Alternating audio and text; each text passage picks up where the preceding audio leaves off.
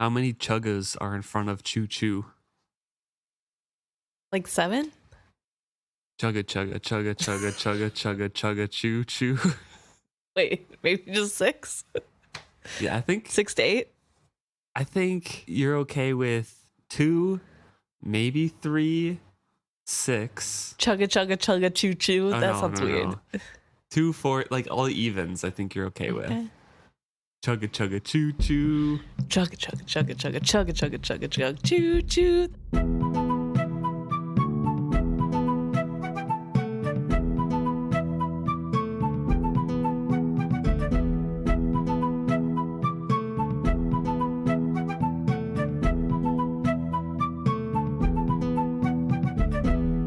Welcome back to another episode of Is Fitz Happy? I'm Luke. And I'm Emma. This week we're discussing Chapter 11 of Madship, Judgement. And we are jumping back into a point of view in the Vestrit household. We were with Althea last chapter, and now we are waiting for Althea to come back. Yes, and we're in Keffria's point of view. Keffria is, of course, very impatient at this point. She is thinking that, well, I think hoping that maybe Althea was even an apparition of her mother's imagination. Right. Saying last week had been so exhausting, she could have forgiven her mother for imagining the whole thing. That would be easier to forgive than her younger sister turning up and then abruptly vanishing again. It didn't help her temper that her mother seemed simply to accept Althea's outrageous behavior. So she is very impatient and very upset with Althea, of course, as she's usually portrayed as. Yeah, I find it really interesting that throughout Keffria's point of view, there's a lot of anger towards Althea. Not that, I mean, I guess I get why there's anger, but the way she talks about Althea and what she seems to be mad about Althea for is kind of mirrored in how her relationship is with her own daughter. I guess I should say Ronica and Althea's relationship and the aspects that Keffria is mad about are what is mirrored in her own relationship with her daughter. And so it's really interesting to see her be so mad at her mom being accepting of the outrageous behavior when, like, that's how she was being with Malta and continues to be. And her to act like there's favoritism there in a way is really interesting to me.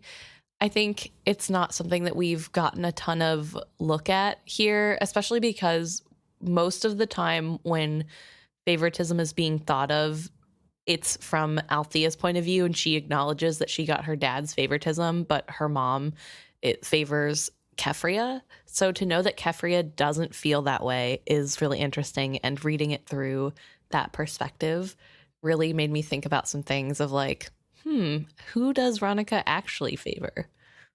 I don't think she favors any of them.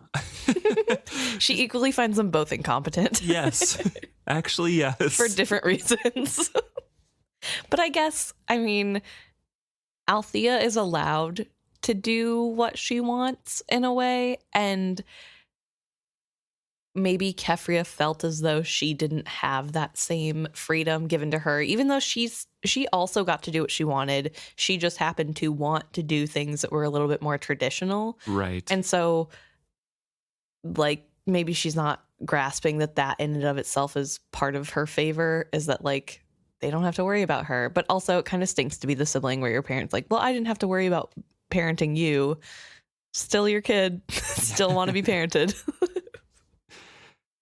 So Keffria is trying to get Ronica on her side a little bit here, saying, doesn't it seem odd that a young unmarried woman of a good family should be out and about on her own at night, let alone on her first night home after she has been missing for nearly a year? No doubt that is so.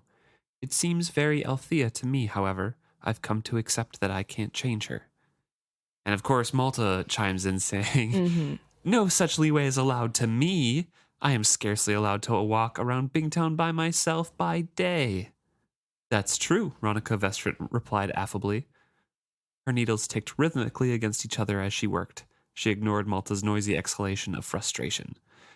And basically they say that they dined together and retired early, and it's just those three kind of waiting up. Yeah, and I think this is another good point that Malta isn't given the same consideration Althea is, but I think again it's a very different situation. Like, first of all, Althea is like 6 or 5. 7 years older. Okay, yes, 7 years old. 13 to 19. So yeah, 18, 19, yeah. yeah, so like 6 years older, and she is. I don't know. I don't know how to explain what I'm trying to think. I guess maybe I just shouldn't talk. Well, no, it does make sense, though, what you were kind of going into. Obviously, Malta is not given the same leeway as Althea, because Althea, one, flouted the family's orders to get that leeway, two, had her father's favoritism that led her to that lifestyle of sailing, which is generally looked down upon for women in Bingtown right now. And so she's already outside of the societal norms. So doing something slightly outside of them again isn't seen as that big of a transgression, as Malta is a young lady who is trying to be raised into a proper young woman of Bingtown, and therefore is expected to have everything exact and correct about her. Yeah, that's fair. And I think that's kind of where I was trying to go. It's really interesting to see, like, I get it from Malta's point of view of like, that's so not fair. How come Right. she doesn't have the same rules? But also the I don't know, the context is so different that like, of course she doesn't have the same rules, but also who Althea is completely different from who you are. And so like Right. things that she's getting up to are not the things that you would be getting up to. And I don't know. I don't know if that works in favor for either of them, because to be fair, Keffria is worried that Althea is getting up to things that Ronica worries Malta would get up to. So, True. so I guess, I don't know. But it is a little crappy that Keffria is trying to insinuate that her sister, I don't know, just like making a Isn't point. responsible enough. Yeah, just making that point of like, my sister doesn't know what she's doing. She's so inappropriate, and I don't know, kind of attacking her credibility, I guess. Keffria notes that Malta is not trying to make any effort to seem occupied at all.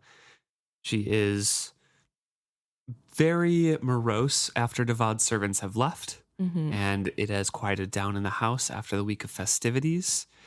And I found that funny because before that, she's like, anything but Devad's servants. Right. Please, they're so bad.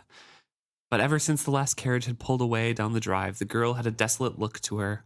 She reminded Keffria of some sea creature stranded by a retreating tide. I'm bored, she announced. I wish the Rainwild traders were still here. They don't sit about in the evening and do quiet work.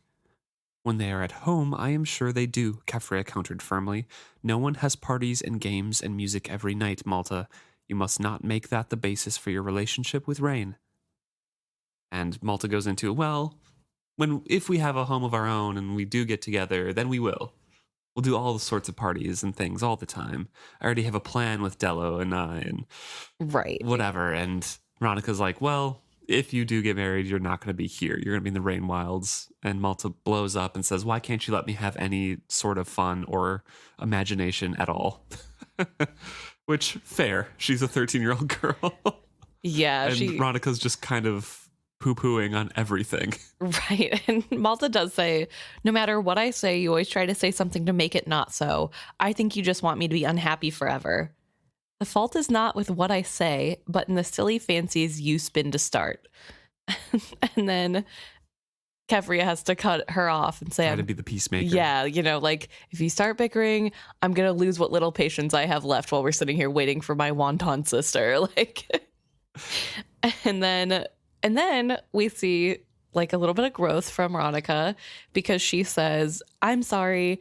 I do not wish Malta to be unhappy. I want her to wake up and see that she must choose to be happy within the framework of her life. These wild fancies and endless parties and entertainment are not. No wonder Althea ran away. Malta's cry cut off her grandmother's words. All you can see ahead for anyone is boredom and toil. Well, my life is not going to be like that. And I think that's really important, right? Ronica is coming from a place of, yes, I'm always shutting you down because I see that you aren't thinking logically. This isn't real life. You want life to be a fantasy, and that's great, but that's not how life is. And I'm not going to let you sit here and pretend it is and then be shocked when life is way worse than you thought because it can't live up to your fancies. And I think that is kindness. It's just not done in a constructive enough way to be No. kind. Also, we get the matriarch of the family exhibiting a trait here that is echoed later on with her daughters. And I find it really funny because she's like, oh, yes, I'm sorry. I will be polite. But Yeah. here we go. Here's the list of why I'm being like this, and just kind of leaning into the argument. And that shows up later between Althea and Keffria, where Keffria does the same exact thing. Yeah. I found that really funny because if you look at any family, you can see traits passed on, and even the kids will be like, no, I don't want to be like that when I grow up or do those things. And then, of course, they do those exact things. None of us want to be like our parents, but yet somehow all those weird traits. So Malta is like, yeah, no wonder Aunt Althea ran away. Well, Rain has told me so many exciting things about the Rain Wilds. When we go to visit his family, he is going to show me the ancient city of the Elder race, where flame jewels come from, and Judgement and other wonderful things. He's told me that there are places where you can go, and at a touch of your hand, you can light the chamber as they were of old. He says that sometimes he has even glimpsed the ghosts of the elder folk coming and going on their errands. Not all can do that, only the very sensitive, but he says perhaps I have that skill. Very sensitive folk often do. Those most gifted can sometimes hear their music echoing still. He will dress me as befits a woman of the Cooper's family. I will not have to dust furniture or polish silver or cook food. There will be servants to do that. Rain says, Mother, why are you smiling at me like that? Are you making fun of me? Malta demanded indignantly. No, it's not that at all. I was thinking that it sounds to me as if you like this young man very much. I remember all the grand plans that your father and I made for our life together. Those dreams do not always come true, but the spinning of them is very sweet. It sounds to me as if she likes the prospect of all he will bring her, Ronica corrected softly. More gently, she added, but there is nothing wrong with that either. Young people who share the same dreams often make very good partners. So yeah, Malta is going on and on about like, Rain says all of this, and when we go to visit his family, it's going to be awesome, and I'm going to be the center of attention and not have to do anything and live like a rich person should, and I'm also a very sensitive person, he says, and I could have that magic and that skill. And Keffria's like, sounds like you like him, and Ronica's like, no. No, she likes what she can get, which true. Yeah. But I think that's also something that makes Malta stand out as a child, right?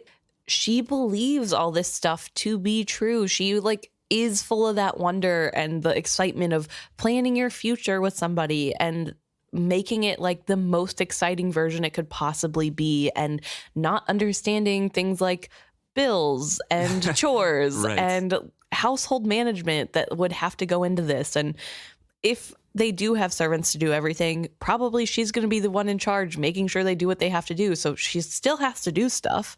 She doesn't have to do the harder of the tasks, but it's still effort. There's still things that will happen that she needs to do. But right now, because she's a child and hasn't experienced it, it just seems like this fancy thing. It's like, it makes me think of when I was young and was like, oh, I can't wait till I'm adult and I'm going to have candy for dinner every day and no bedtime. And now I have a bedtime and don't have candy for dinner every day. But like, it's because when you grow up, you're like, oh, that's actually a really bad idea or not realistic. And I think that's something she just hasn't had. She's too young. Right. And you need a little bit of freedom. Yeah. And she also has that viewpoint that her family is purposely punishing her for some unknown reason and trying to make her life miserable. So yeah, I don't know. It makes me think about how childish she is, but also how she definitely has that feeling of this is how things should have been all along. Right. And you've kept this from me on purpose. Well, and with all of the all of the adults in the room going like, oh, you must like him very much. And, oh, yeah, you guys would make great partners. Malta's like, oh, no, it's nothing settled just yet. Don't act like that. There's a lot of bad things about him, too. And talks about how it's not just his, potential warts and the veil and the gloves. It's how he talks about politics all the time. One minute he is talking of parties and friends, and the next he speaks of war with Jamelia and how he must stand firm no matter how difficult life becomes. He talks as if that would be some big adventure. Moreover, he says slavery is evil, although I told him that Papa thinks it might be good for Bingtown and that Papa is rebuilding our fortune by selling slaves.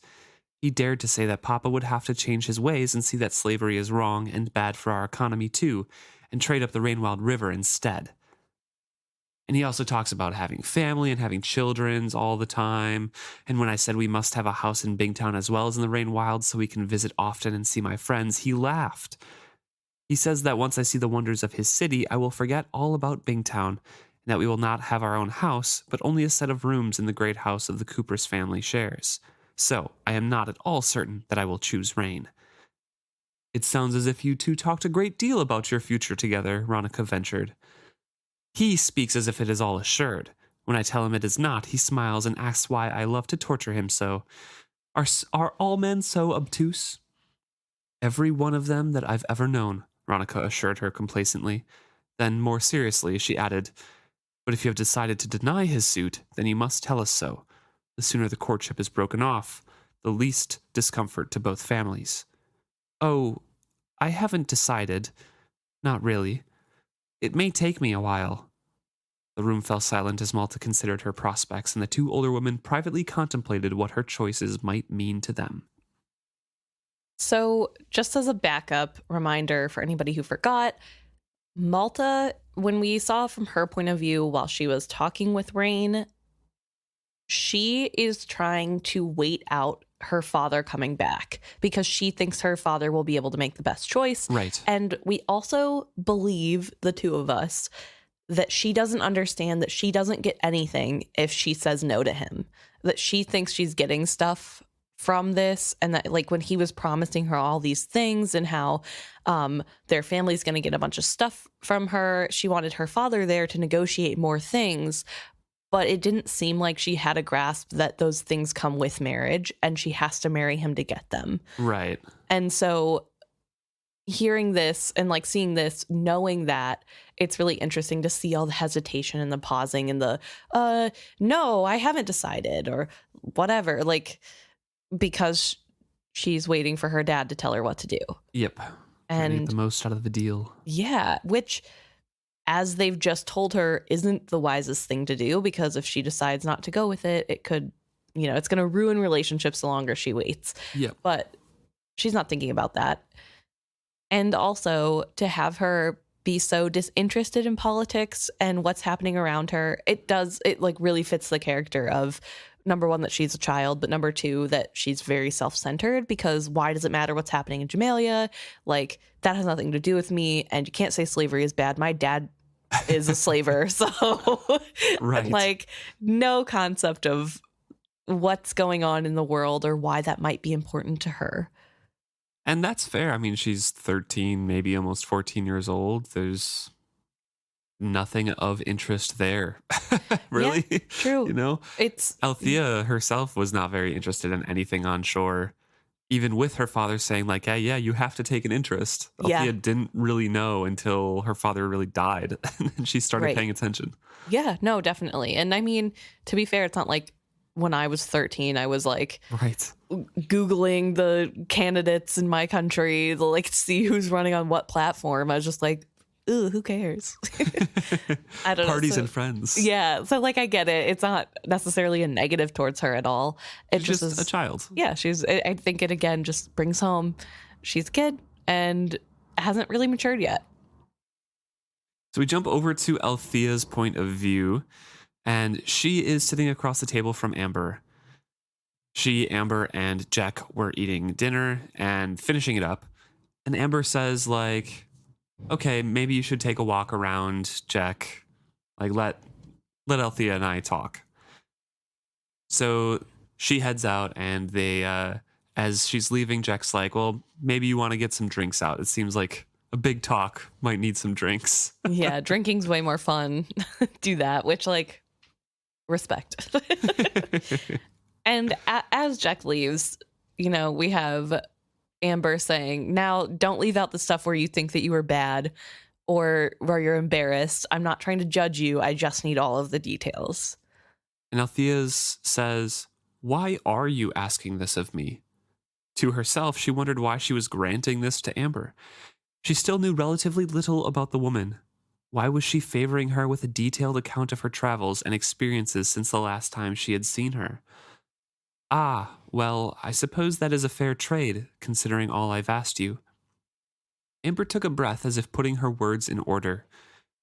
I cannot leave Bingtown. I must do things here. But the timing of those tasks is dependent on events that are happening elsewhere. In Jamelia and the Inside Passage, for instance. So I ask you to tell me what changes you have seen in those places. That tells me nothing at all, Althea pointed out quietly. I suppose it doesn't. Let me be blunt then. I am dedicated to bringing about certain changes. I wish to see an end to slavery, not just in Bingtown, but in all of Jamelia and Chelsea as well. I wish to see Bingtown shake off Jamelian rule, and I wish, most of all, to solve the riddle of the dragon and the serpent. She smiled significantly at Althea as she said this. She tapped first the dragon earring she wore in her left ear, and then the serpent that swung from her right. She raised an eyebrow at Althea and waited in anticipation for her response. The dragon and the serpent? Althea queried, baffled. Amber's face changed. A terrible dread washed over it, followed by a look of weariness. She leaned back in her chair. She spoke quietly.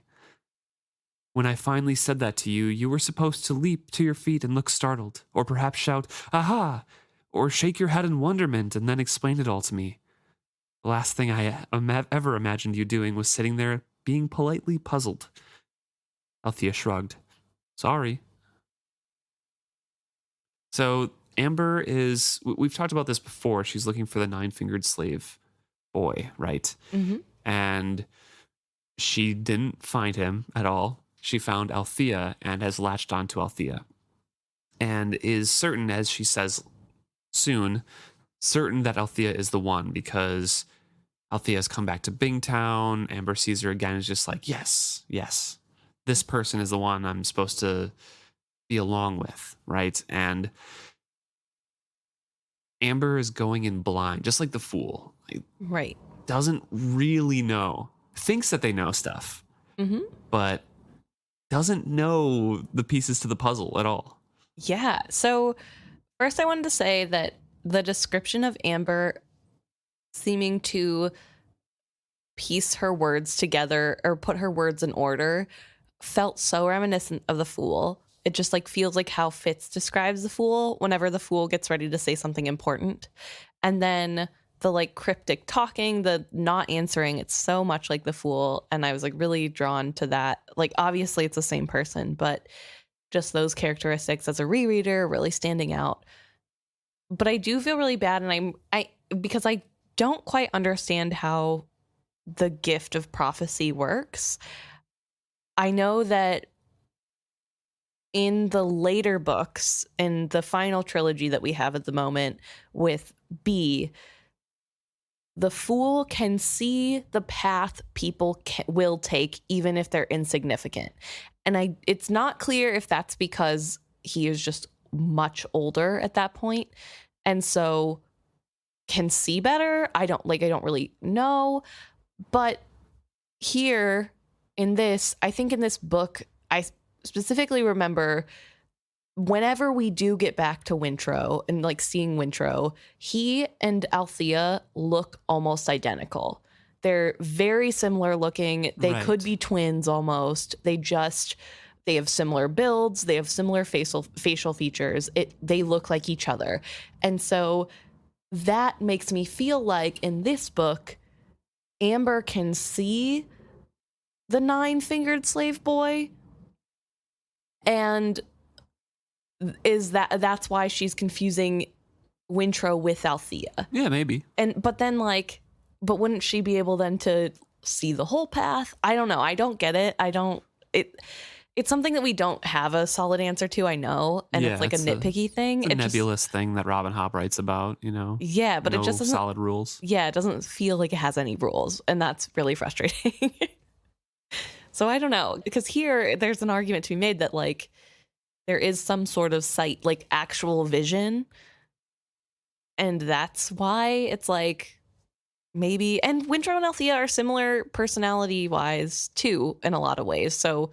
I mean, I don't know, I guess, like, in very abstract ways, but, like, I don't know, it's a weird thing in this moment to see her be so downtrodden, and knowing as rereaders that it's because it's Winthrop that makes the changes, and Winthrop would know about the serpent and I think they're both dragon. Potential people, or like catalysts, right? They're both people that make decisions that change courses of stuff, but yeah, Wintrop's kind of in the pivotal position. And Winthrop has the more direct way about bringing the dragons back, I think, of the two of them. But Althea is pivotal too. I don't know. It's just hard. Amber says, "Please, I have been so certain that you were the one. Certain dreams have shaken that conviction from time to time, but when I saw you again on the street, surety leapt up in me once more. You are the one. You have to know. Think, the dragon and the serpent." She leaned forward on the table and fixed Althea with a pleading stare. Althea takes a breath and says, "Okay, I'll try. Well, in the Barrens, there was an island and there was a rock formation called the Dragon, and we saw a serpent on the way home." And that's pretty much, I think, from what I remember, the only involvement she's had with dragons and serpents. Yeah. So she explains it a bit more to Amber, who is prying and wants all the details possible about this, saying that it was a big rock formation that looks like a fallen dragon, and that's what the sailors say. And one of the older hands spun a yarn that it was really a slain dragon, that if I climbed up there, I'd find an arrow in its chest still. "Did you?" Althea grinned sheepishly. "I was curious. I climbed up on its chest one night. Reller had told the truth. Its forelegs were clutching at an arrow sticking out of its chest. Then it wasn't just an accidental formation of stone. It truly had forelegs?" Althea pursed her lips. "Or maybe some sailors with a bit of time on their hands had enhanced it a bit. That was my opinion. Reller's claim was that that arrow had been sprawled there for ages and ages. But the arrow shaft didn't look weathered or splintered. It was as nice a piece of wizard wood as I've ever seen. The only surprising thing to me was that no one had ever taken it. But sailors are a superstitious lot, and wizard wood has a dangerous reputation."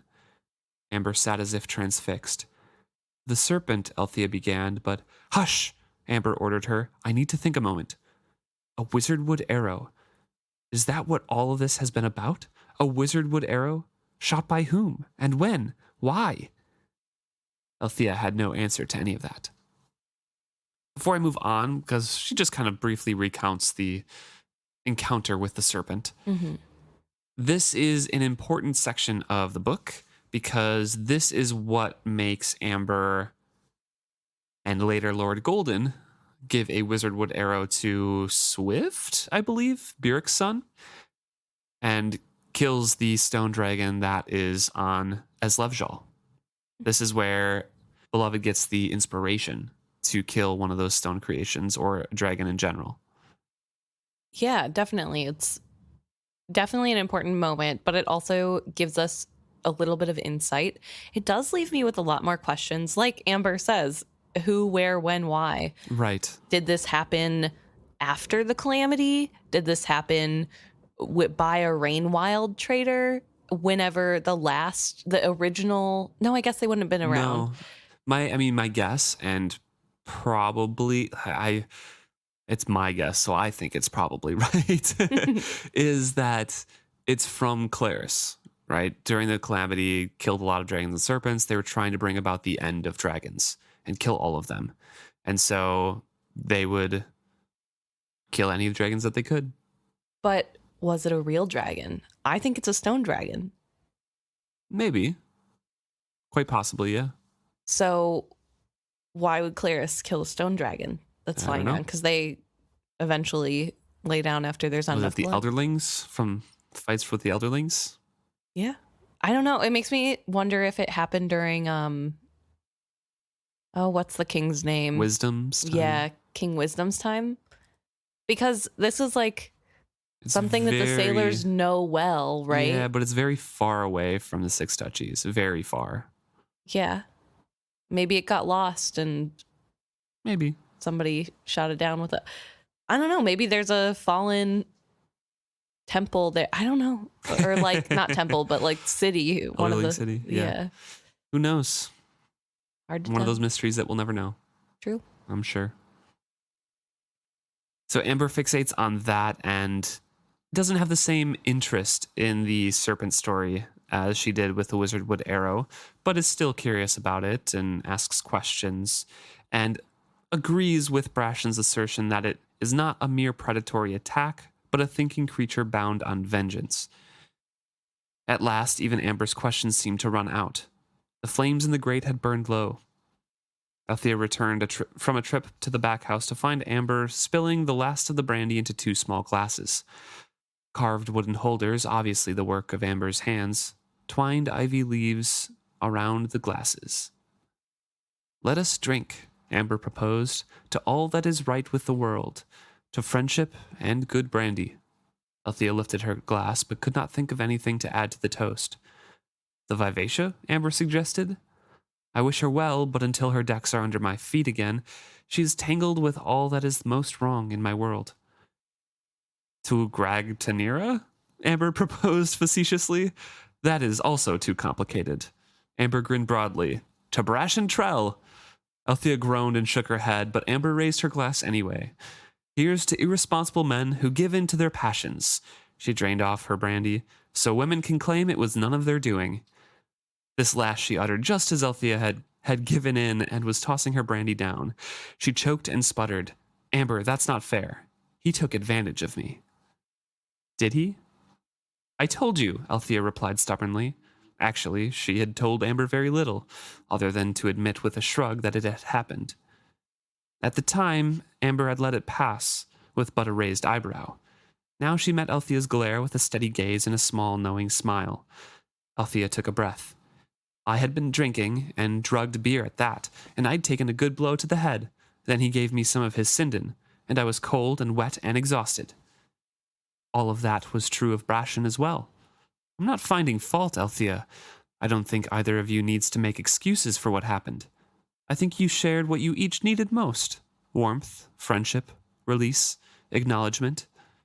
"Acknowledgement? Ah, so you agree to the first 3 without question." Althea didn't answer the question.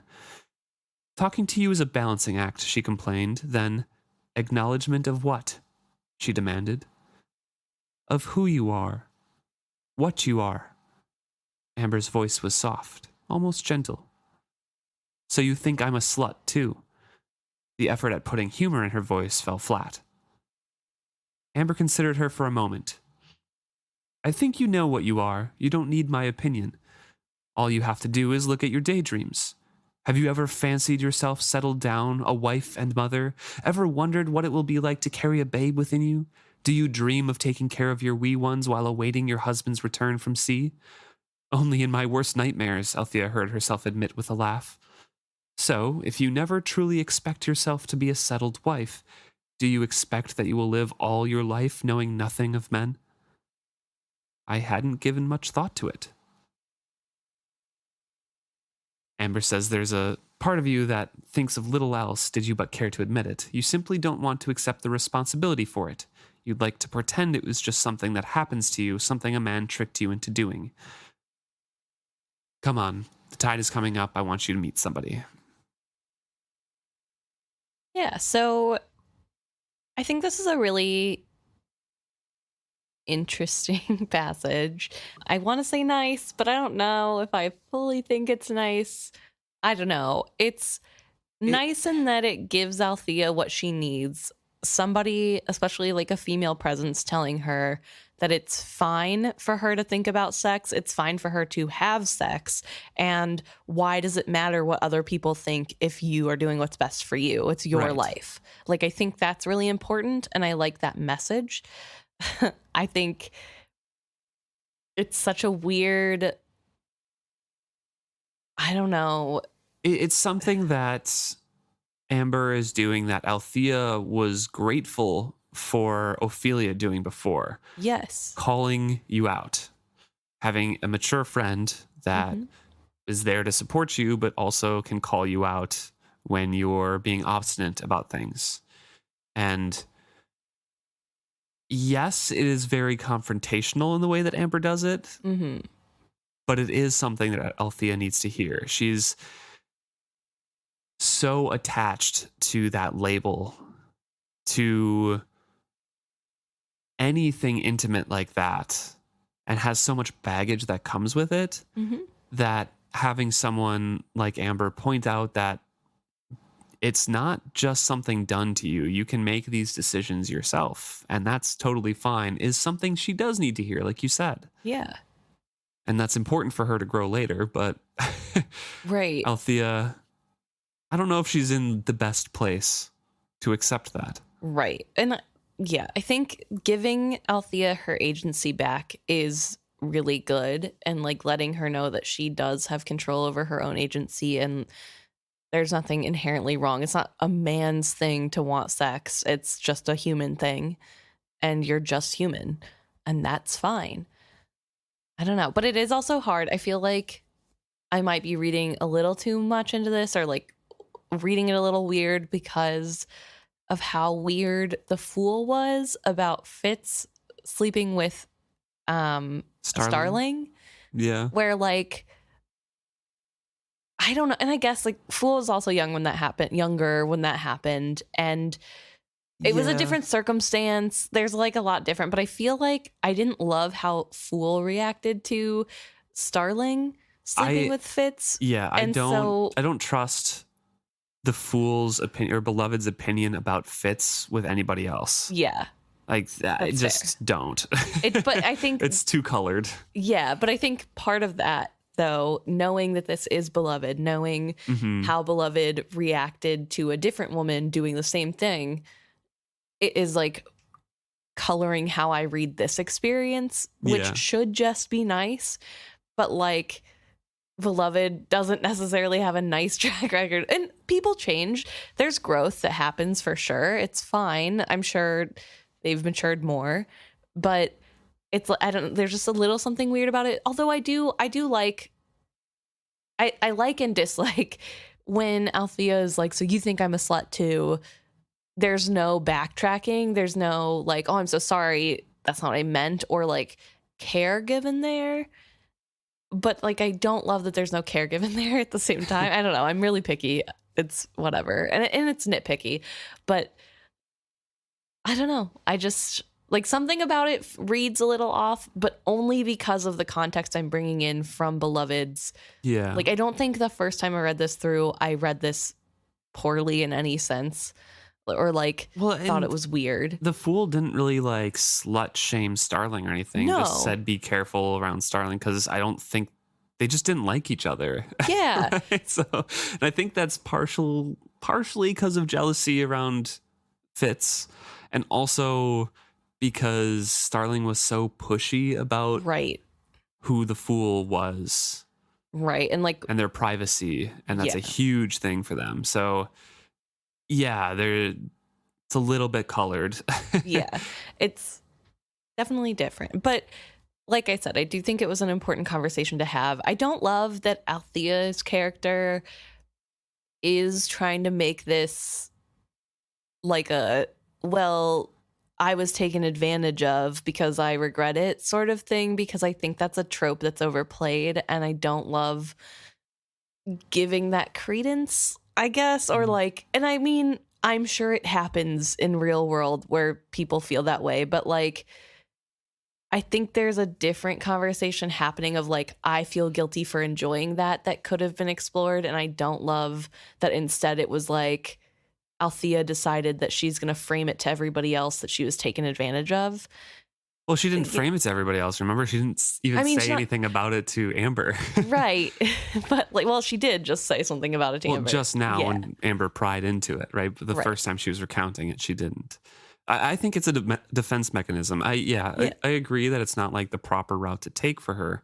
And I know you're coming at it more from like a meta commentary of how it's written often like that. Right. In different mediums.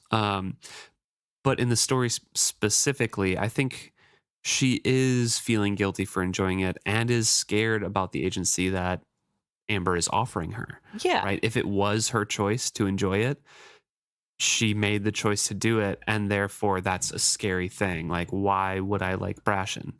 Right. He's a rogue and I shouldn't like him at all.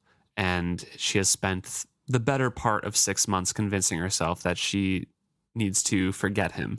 Right. So it's a scary thing for her, and the guilt has built up.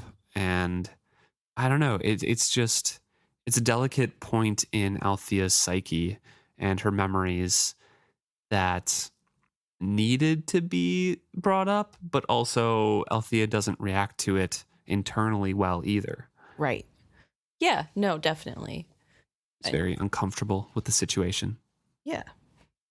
To lighten it up before we move on and go a different route, I just want to know if you felt here's to irresponsible men who give in to their passions was a jab at Fitz or not. I think so, yes. Okay. That's what I thought. Like, whenever I underline that, I'm like, Fitz ? Because I think that was something that Beloved or The Fool had the biggest gripe about Fitz with, and continues to have the biggest gripe about Fitz with, is that Fitz literally chose letting his passions control him over the safety of people and the universe at large. Which, again, like, Fitz was also a teen when that happened, so like that's a lot of pressure to put on somebody, and obviously he doesn't have the like fully functioning brain to make and they the were best choices. The right choices according to the Fool's path, you know. So. Right. So like it's fine. It's just funny. Yeah. Like, so I wanted to lighten it up a little by bringing it out of that, by being like, Fitz is mentioned here, so I guess at the end we can ask if Fitz is happy, but So Amber wants to bring Althea down to the beach and talk to Paragon. A friend of hers, Amber says. And Althea's like, the ship? I know Paragon well. Amber smiles like, I know you do. I have some of your items among Brashen's. You left signs of your stay aboard him. They were mixed in with Brashen's things. Like what? Althea demanded suspiciously. A little hair comb I had seen you wearing the first time I noticed you.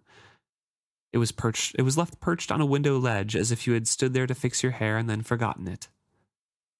And then we get to the awkward conversation of the night. More awkward, in fact, for Althea. And Amber's like, well, I'm staying there and I'm trying to buy him.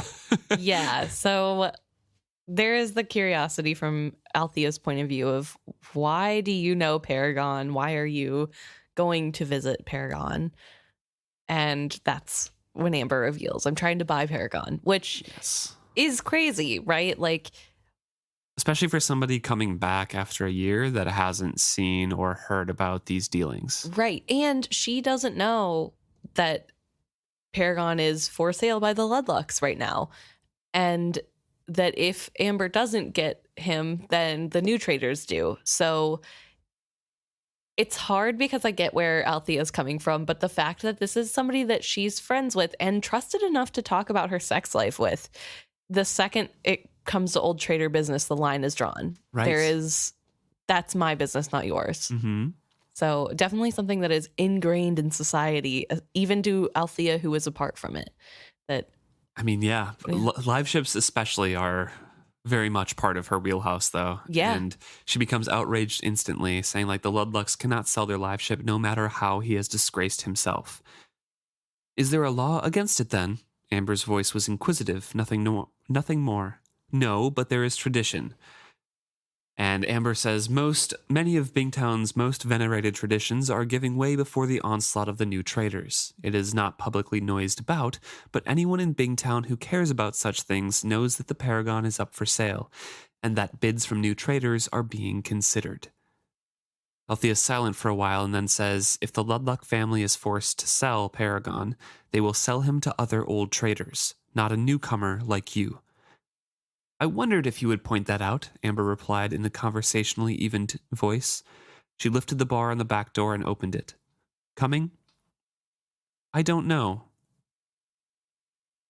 And Althea's remarking that the last few minutes of conversation has taken an uncomfortable turn. She thought that Amber was her friend, but it's just a little rocky at this point. Right. And I think what's interesting about this is Amber's even tone. Amber's not trying to start a fight. Amber's not trying to give anything away. Right. But because we've read, we are rereaders, we know it's the Fool, and we're doing this deep dive, it makes me think about how when the Fool did that in the last trilogy, that was usually because the Fool is either kind of upset or like still trying to get things on track to where they wanted things to go. And so this feels very much like it reads as normal. I'm just trying to keep things normal because this is an awkward topic. But also, if you have that context to know that, like, Amber's kind of getting a little upset here.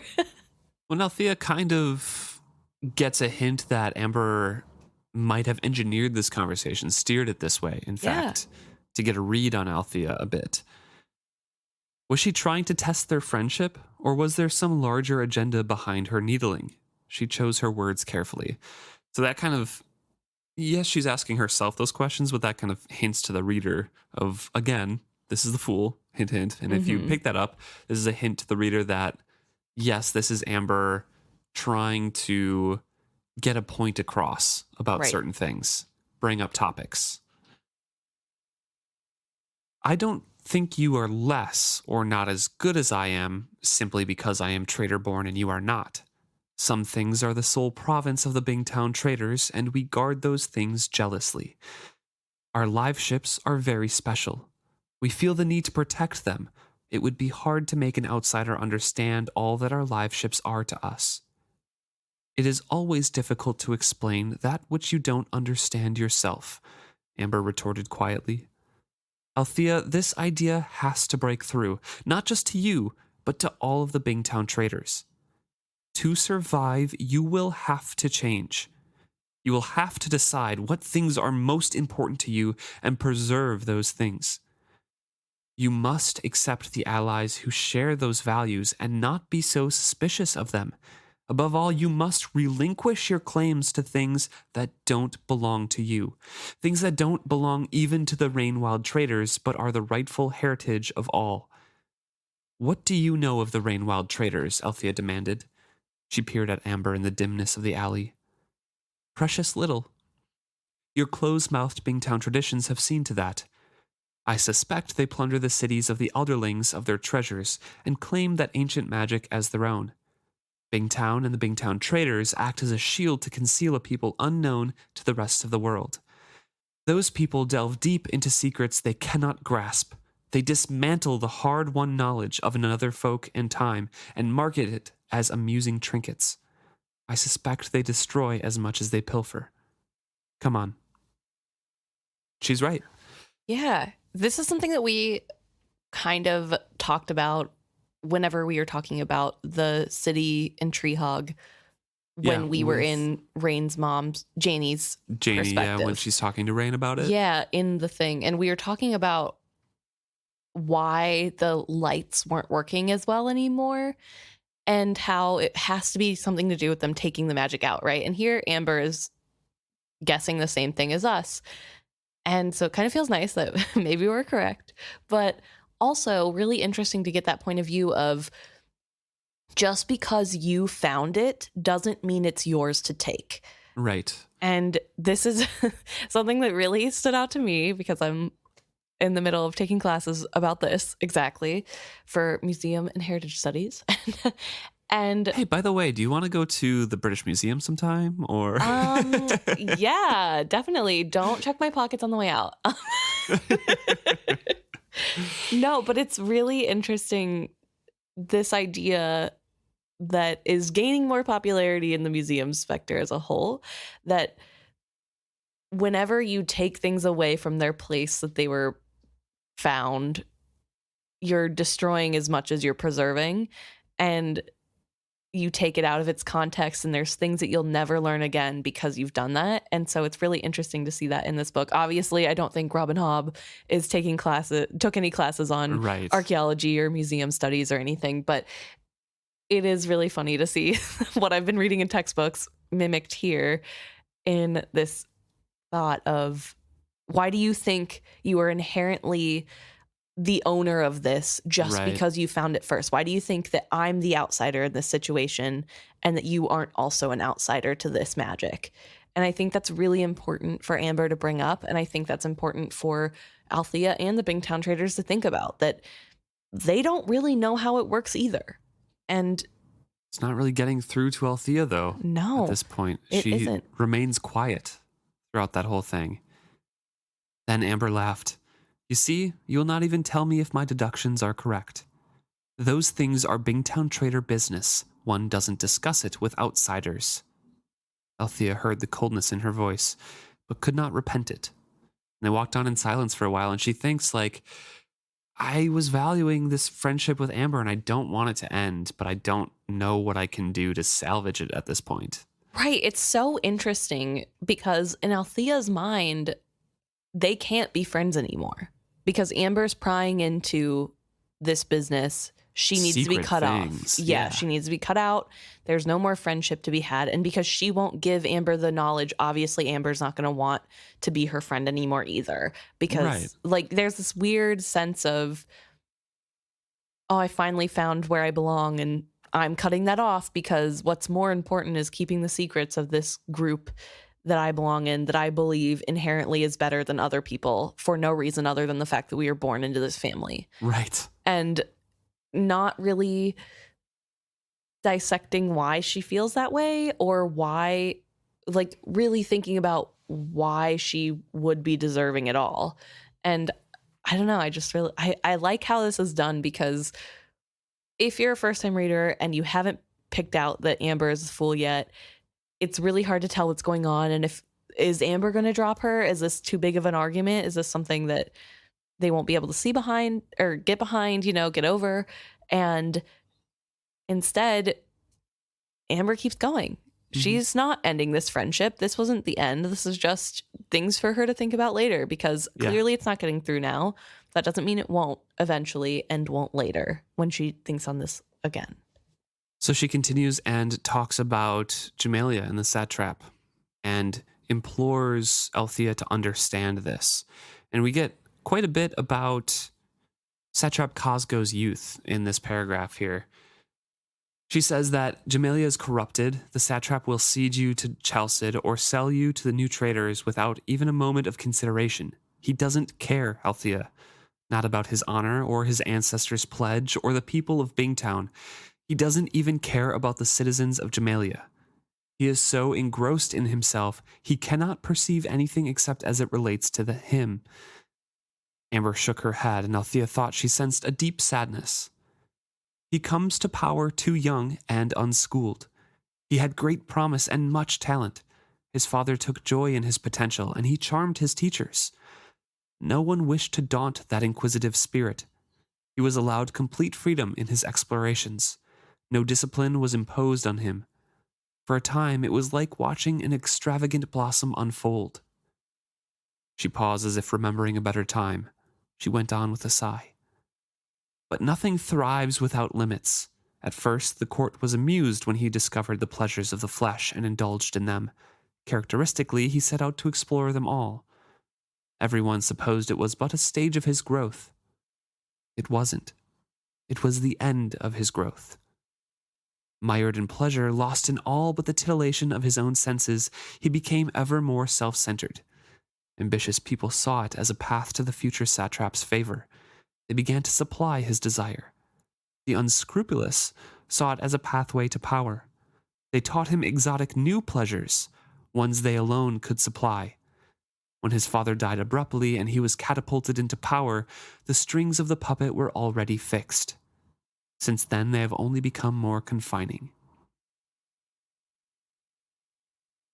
So, we know that the fool was in Jamalia for a brief while on his way from Claris to the Six Duchies. Mm-hmm. Satrap Cosgo's father is the one who took an interest in the White Prophet teachings, right, and housed him for a while. So yes, the fool was there to witness young Satrap, young Cosgo at the time.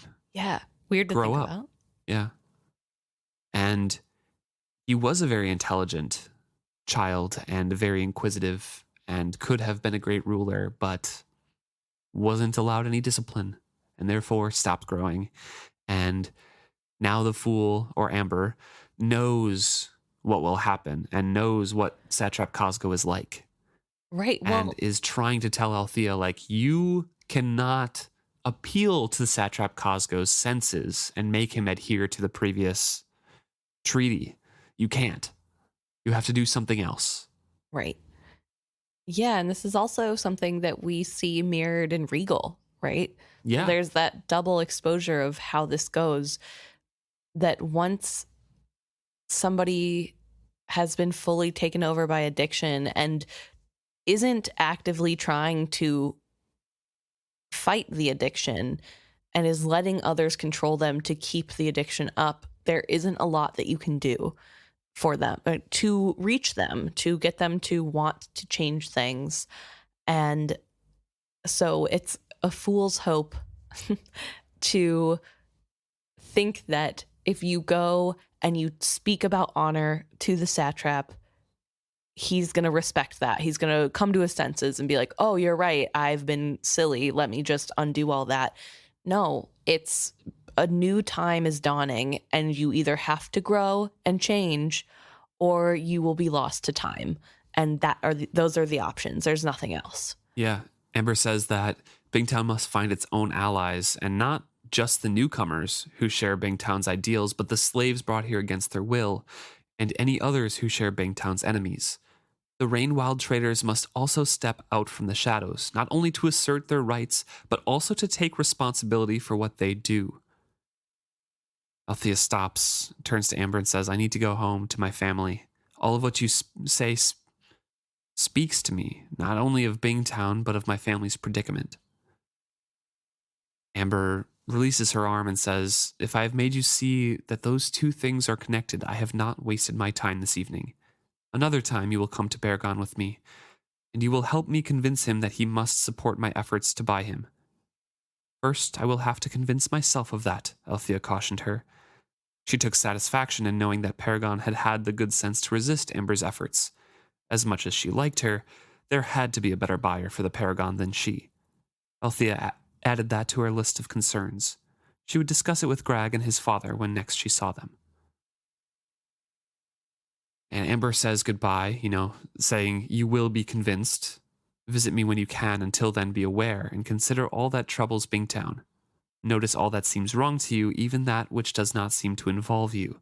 You will reach the same conclusions I have. Althea nodded to her. She didn't speak. And she ends this passage saying thinking what was best for her family would come first, which is a very similar sentiment that Ronica mimicked at the end of the chapter when Althea and Ronica were talking to each other. Right. Just my family comes first. Right. And I wanted to point that out because Althea told her mom that's not a good enough excuse. Right. And then here she is saying, well, because it's a difference between we have to stand up for old traders' rights to we have to give up their secrets.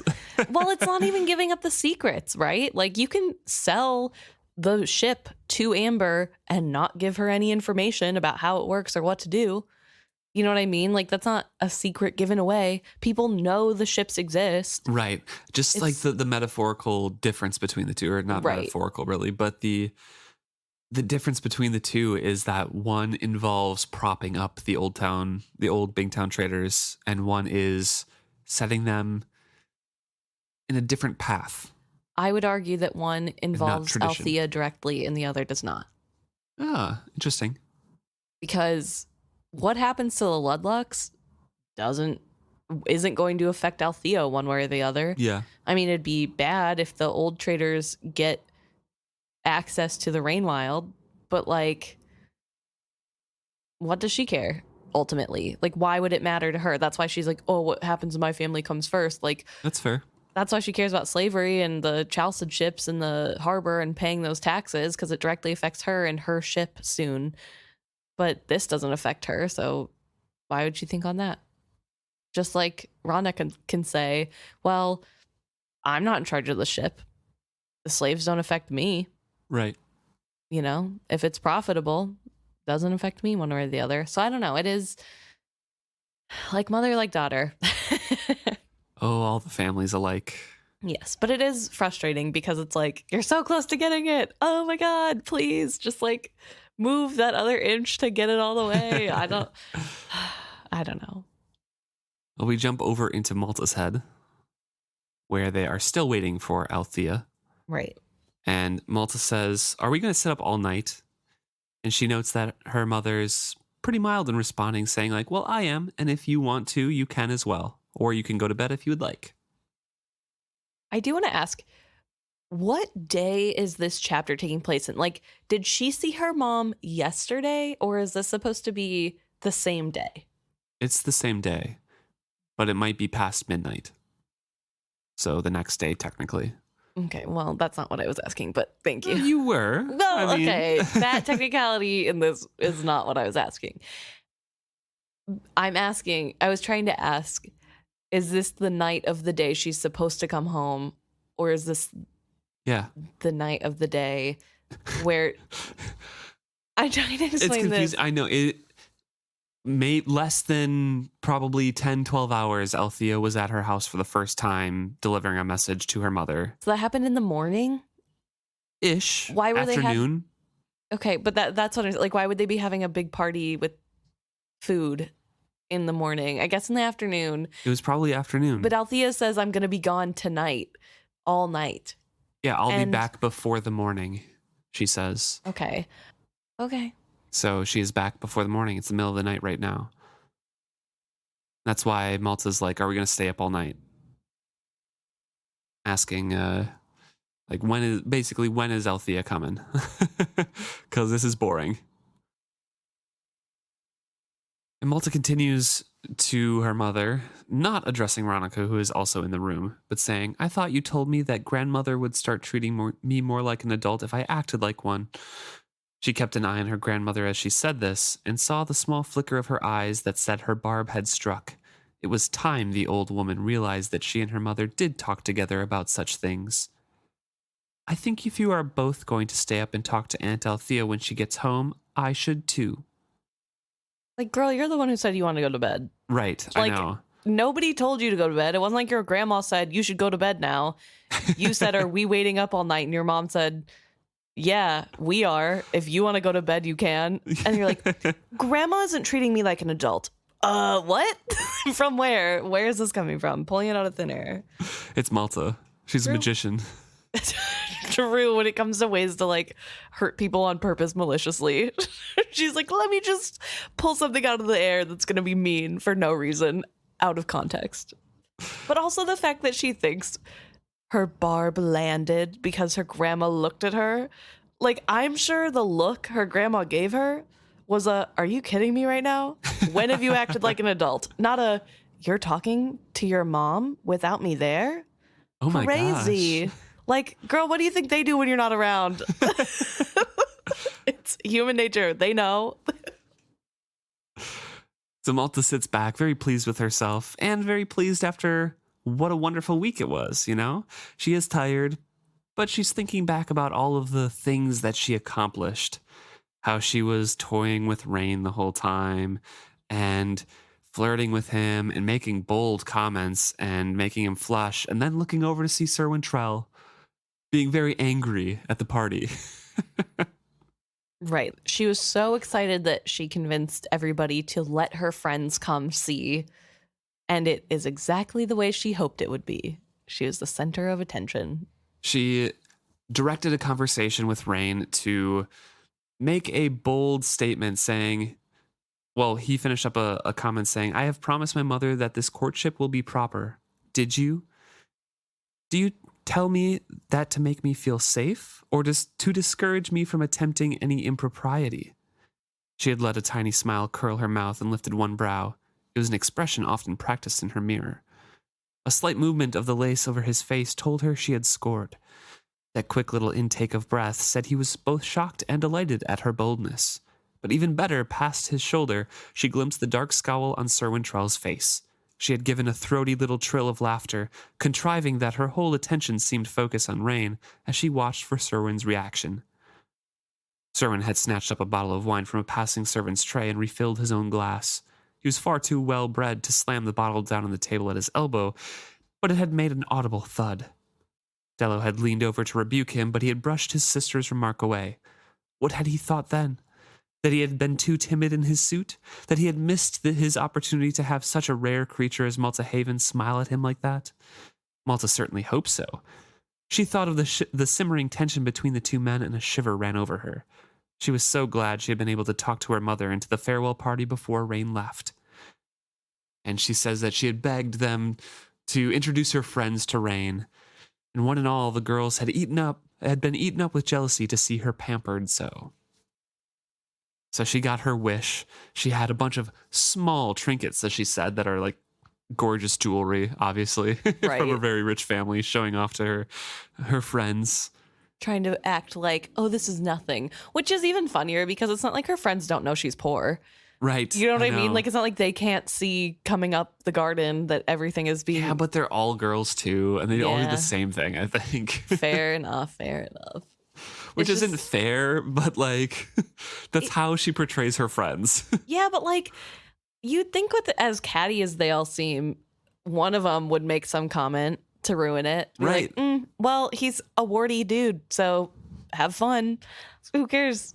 I don't know. You know what I mean? Like, it's just like such a weird thing where like they're all actually jealous, but not a single one of them is jealous enough to be the Malta of the group. Like, there's only one Malta in that group. Okay, She sure. is singular, that's for sure. You know what? That's not true because I have been a teenage girl and a preteen girl, and there are lots of Maltas out there. So the fact that there is only one Malta in this group is pretty surprising. She goes through a description of all of the trinkets that she has gotten, including a little bit of gray powder that directs her with a note to put it back in the dream box and they can share a dream again in a bit of time. Yeah, I do want to talk about this. So we know that Rain was specifically told, Malta's a child, so don't give her shiny things to trick her into liking you. And because that's what we think you're going to do, the adults have decided, you also being an adult who should understand, do not give her gifts to sway her to like you more. We want her to like you for you and to prove that she is a child. So don't give her toys. Try to figure out if you match at a personal level. Right. And Rain said, yeah, sure. And then hid a bunch of stuff that was just a bunch of expensive toys in all the baskets that looked like fruit, but really there were opals underneath the apples and a special scarf that was tied into a bow on one of them that's actually the size of a bedspread. Like, gross. You literally were told, we don't want you this because we think she's too childish to understand. And he was like, I'll use that to my advantage. Gross. For him, I don't think he was told that specifically, right? Yes, he was. Janny said they think she's a child. Yeah.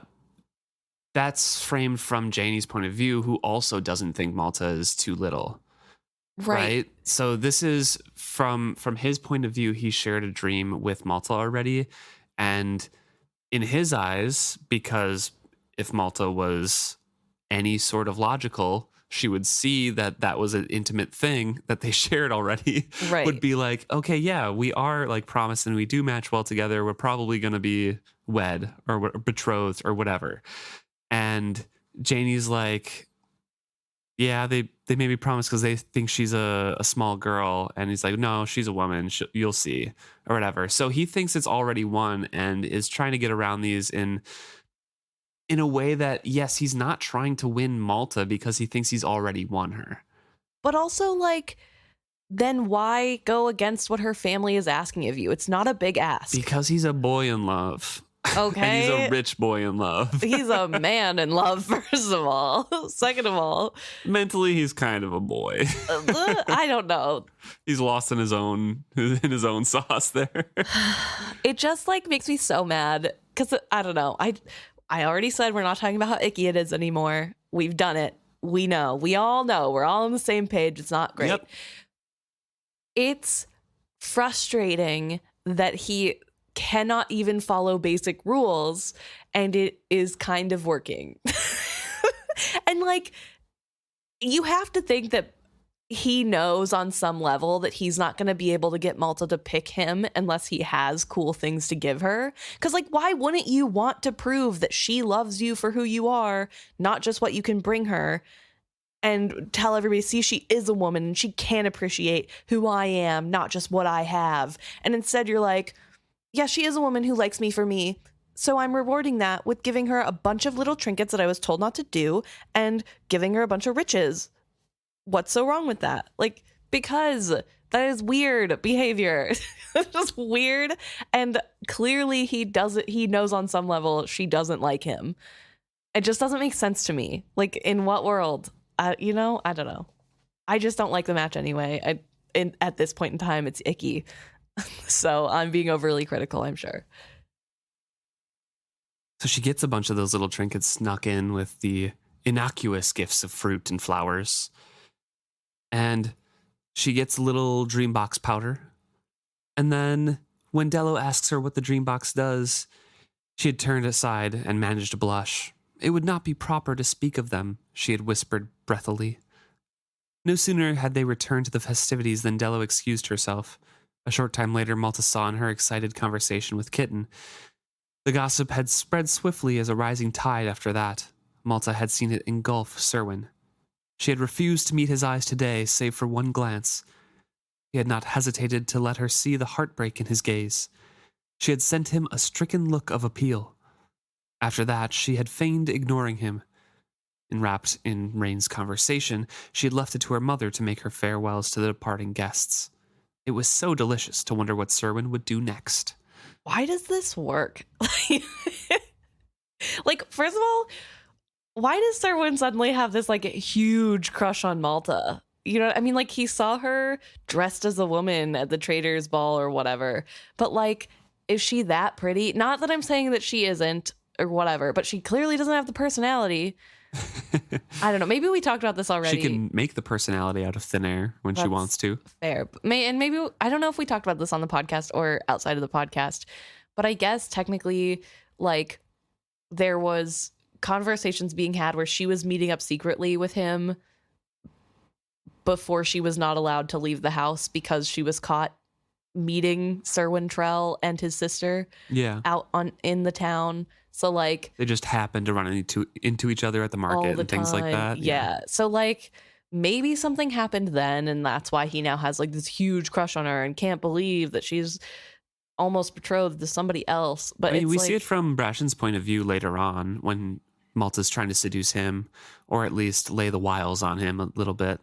And she is, yes, young, and he's like, this is really weird, but she's also very effective at like raising the blood pressure of guys around her. Mm. So she's studied. Yeah. Studied and what? Practiced. Like she's not even allowed to go out in public. How is maybe people are naturally good. She's allowed to go out in public. Well, no, I mean, she's not like kept in the house. She's been a child up until this point and has not really been allowed around. Like, there's not been parties she's been going to that we know of because of her grandfather's illness, right? Like, sometimes she gets to go hang out with her friends, but, like, her family's not throwing parties. And even if she just recently, like, within the last, like, year or two, when her grandfather was super sick, is starting to be, like, more interested in boys, I just don't understand where she's getting the knowledge of how to flirt. And, again, maybe some people are naturally Flirting born 101. Like, she reads a lot. No, I don't know. I don't know. Maybe she's just really manipulative and that's part of it. I don't know. I see a hot person near me and I like clam up. I've never been good at flirting I don't know how I got you. Like, it's it's not my strong suit. So, like, this 13-year-old being such a savant that she has every man, boy, child eating out of her hand within, I don't know, a few months is crazy to me. But I don't know. Maybe it is realistic. It's wild.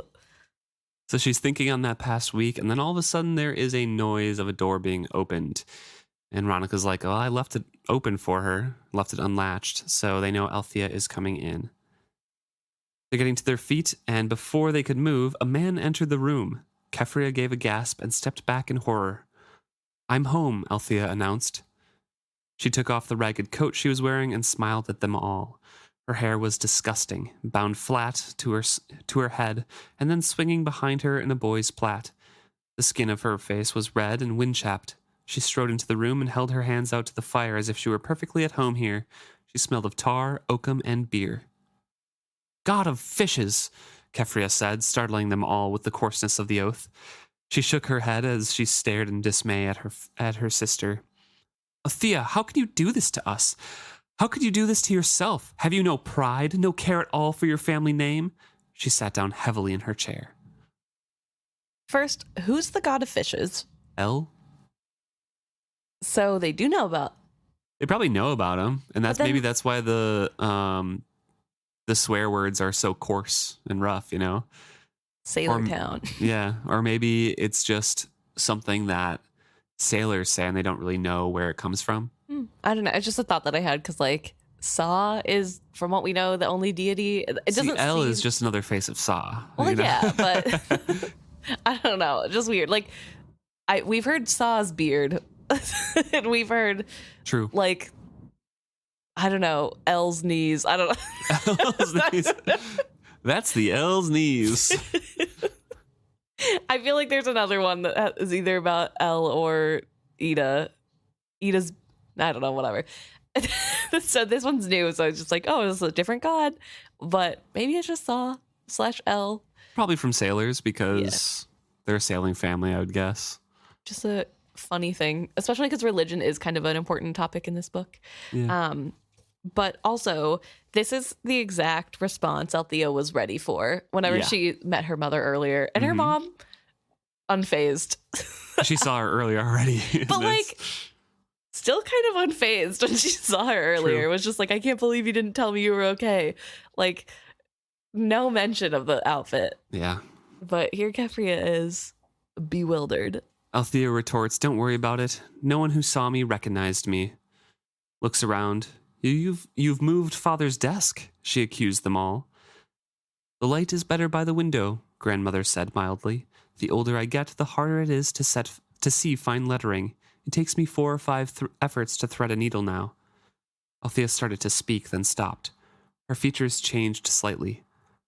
I am sorry to hear that, she said sincerely. She shook her head. It must be hard to lose things you have always taken for granted.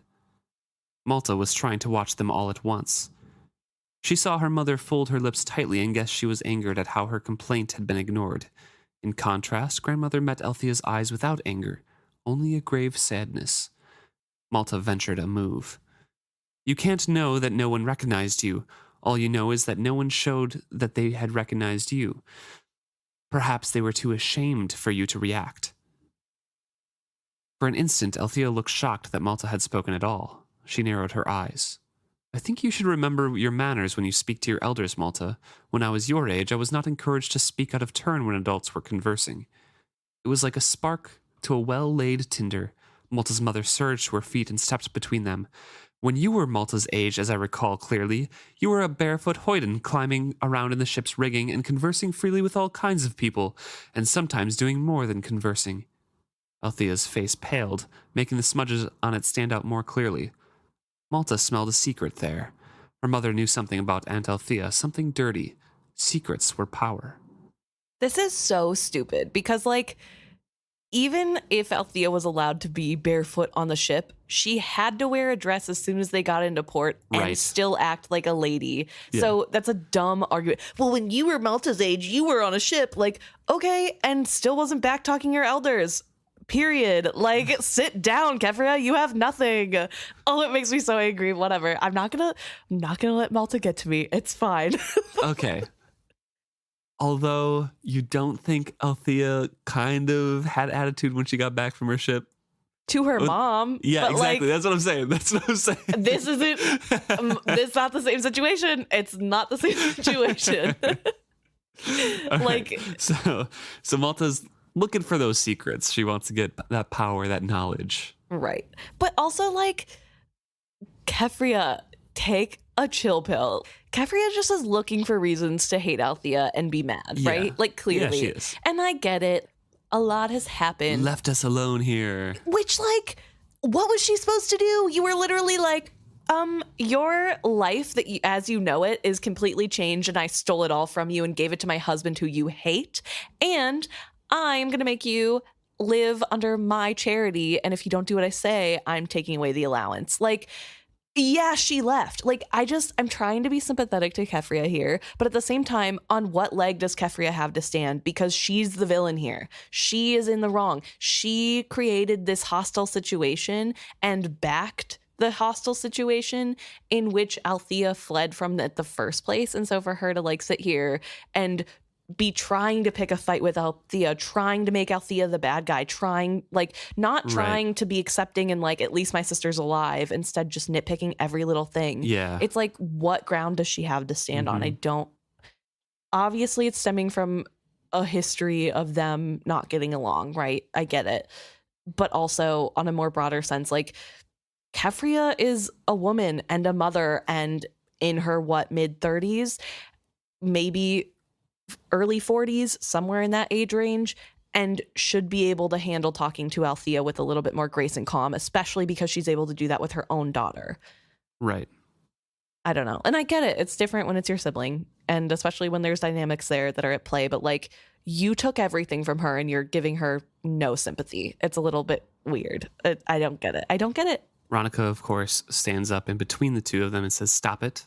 I've not waited up all night to listen to you squabble. Sit down, all of you, and keep silent for a moment. I intend that you should listen to me." Now they return to their chairs. Her mother returned slowly to her chair, and her grandmother sat down with a sigh. As if to pique her sister, Althea sank down to sit on the hearthstones. She crossed her legs like a tailor. For a woman in trousers to sit like that struck Malta as obscene. She caught Malta staring at her and smiled back. Malta caught her mother's eye and gave a small shake of her head. Keffria gave a small sigh. Grandmother ignored it all. The haughtiness I of know. Malta. Like, she knows anything at all or better. Sure, okay. Literally just talking about how she was manipulating two men at the same time for the fun of it, and is like, how obscene. A woman sitting cross-legged with pants on. True. Disgusting. Okay, Malta. Probably showing her ankles. Probably. So Ronica's saying, like, instead of criticizing each other, we need to band together. This is all about family, right? And Keffria jumps in saying, "Aren't you even going to ask her where she's been all this time and what she's been doing? We were worried to death about her. Now she comes dragging in, dirty and dressed like a man, and my niece is dressed like a woman and is evidently being used as a lure to attract Rainwild money. Why don't we talk about family pride and the morality of that first?" Althea demanded tartly. Grandmother stood up and walked between them. "I said it was my turn to speak. I'm trying to talk about what is most important first, before we bog down in bickering. We all have questions. Those questions will keep until we have determined if we can act as a family. If we cannot, then there is no point to asking the questions. If Althea had been here, as she should have been, she would know what we face." Keffria put in quietly, "But I am sorry to interrupt. I will hear you out, Mother." Okay, That's Ronica what I was Jr. talking about. Yeah, that's exactly what I was talking about right there. Just like, oh yeah, of course, I'll listen to you, but here's my last barb. Mm-hmm. No, it's so stupid. Keffria is trying to take the high ground. Like, you definitely see where Malta's related to Keffria in this, because because Keffria is, like, using every opportunity to put down Althea, trying to make Althea seem like this horrible person. And, like, yeah, where was Althea? Why aren't you more worried about that and instead angry? Like, you're angry? Like, wouldn't you be worried? No. And I get it. Like, sometimes worry comes out as anger, but, like, just the whole, like, I'm going to be mean to her, and then has no leg to stand on because her own daughter is like the worst person alive. Not true. Not true. I'm just angry. Her own daughter is back there stirring up her own drama. And it's like, is she any better? Did you do any better as a parent? I don't think so. So Ronica stands before them and mostly addresses Althea in this, just saying we have to band together and make decisions as a family, and gives a little bit of a rundown again about what's happening with the Vestrits. Say that they've let go of all the servants, they've had to make many sacrifices and live simply, that a lot of Bingtown traders are feeling that hurt, that financial hurt, and have to make compromises, though few find themselves as straitened as we are, she says. In some ways, it makes our situation worse. Many of our creditors are pinched. Some who would have extended us understanding cannot afford to do so for the sake of their own families. Grandmother went on and on. It was too familiar a litany to Malta. She had to fight to keep her eyes open. The only interesting thing was watching Aunt Althea as it was explained to her. Guilt and shame flickered across her face from time to time. Odd. Grandmother was not telling her that part of this was her fault, that if she had stayed at home properly, she could have helped her family, but Althea still reacted as if the accusations had been spoken. When grandmother spoke of how the Cooper's family had bought the note on the Vivacia and told her that there was no gracious way for little Malta to refuse the courtship, Althea even shot her a look of sympathy. Malta looked properly martyred in response. So Malta's sitting here looking at Althea react to this and being like, oh, that's so weird. She's not even blatantly accusing Althea, but Althea still feels bad. Oh my gosh. It's like Malta doesn't even know anything of empathy or sympathy or any kind of, I don't know. But even outside that, if this was Malta in Althea's position, she would be thinking she's accusing me of being at fault for all of this. Like, True. Malta would absolutely be thinking it was her fault too in this situation. And so the fact that she can't put that together, she's like, yeah, it's not that big of a deal. Why does she care? It's so strange to me. And also, it bothers me that the truth is not told to Althea about how Malta and Rain got together. That is a weird thing to keep from Althea. There's no reason not to tell the truth in this moment. And instead... it's not explained that they skip over it. So it says that when grandmother spoke of how the Cooper's family had bought the note on the Vivacia and told her that there was no gracious way for little Malta to refuse the courtship. So that says that they explained the courtship to begin with, and then buying that note makes there's no way to refuse the courtship, right? So I feel like somehow it has to be explained in there. I don't think it is. The fact that there's any sympathy coming from Althea to Malta after being told Malta was specifically told not to look at a dream box and did it anyway, and therefore, which Althea would know what a dream box is and what that meant. And then I don't think she would. Keffria didn't know. Her mom knew. Her mom knew, yeah, but Keffria didn't. So I assume that's something that's just like not very much seen. She would know it's Rainwild stuff and probably expensive, right? But I don't think she would know what it actually is. I would expect her to know a little bit more because she was trading and her father could have talked to her about, well, I guess they don't trade in Rainwild stuff. I don't know. Yeah. Okay, but even so, they could have explained like sharing dreams. A dream box makes you share dreams, which is a common courtship thing for Rainwild people.